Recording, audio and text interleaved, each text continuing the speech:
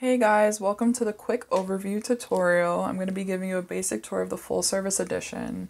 A lot of these features are the same on the base edition for retail and quick service. Obviously mine is restaurant related features like table seating. So for this tutorial, I'm going to show you how to log into the restaurant edition as an employee and the different sections within the app. Let's say my name is Sandra, I'm one of the floor managers, and my boss has set my account to have more permissions than the other employees. Before you can do anything, before you can get into the settings, you're going to need to enter your PIN.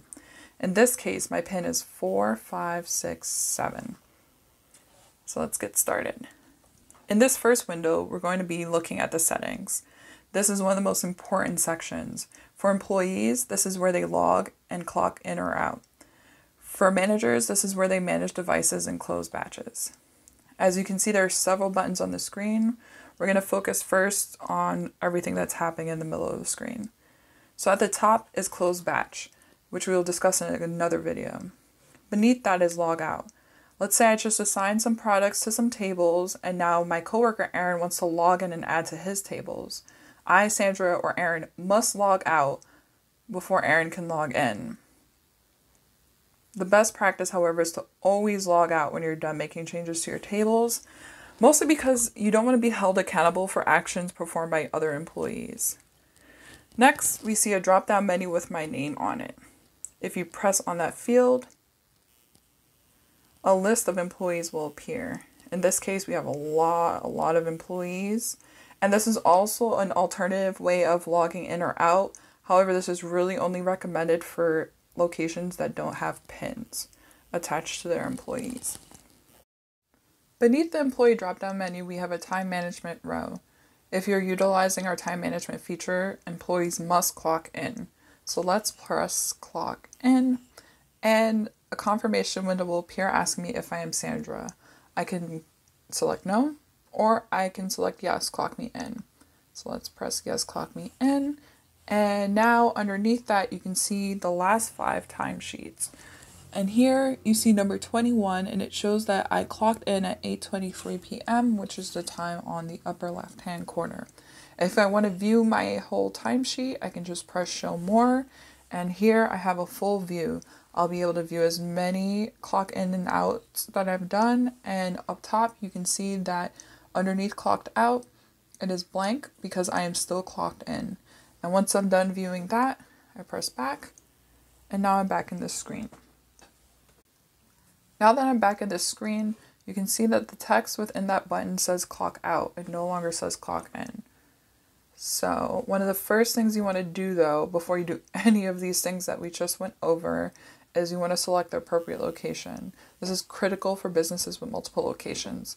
In this demo, we only have one location, which is Juice Plus. So I'm going to go ahead and select that.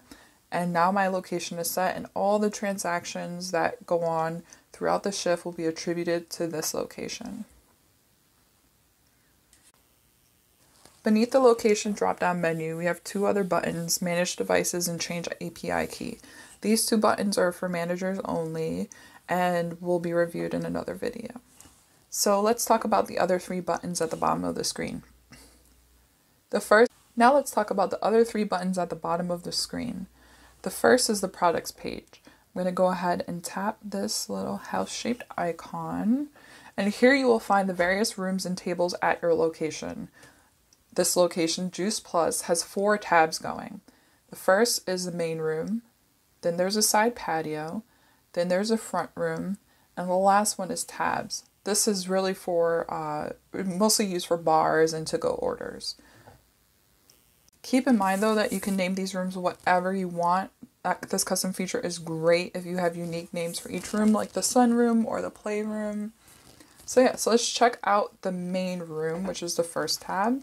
It's already selected, and in this room we have 21 tables. Each table can also be named whatever you want. So let's check out table number 17. Press that, and as you can see, table number 17 has 4 seats. We'll go over how to add items, print to the kitchen, merge bills, etc. in the managing tables.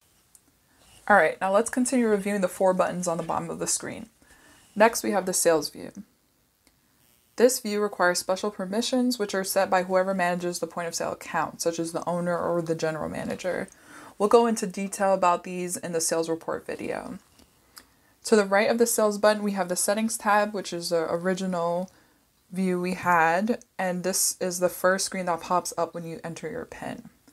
And finally, we have the web backend view, and this is reserved for people, whoever the staff that are managing the account. And so yeah, so that's it for a quick overview. Check out our other videos for more details on functions like clocking in or out and assigning items to tables.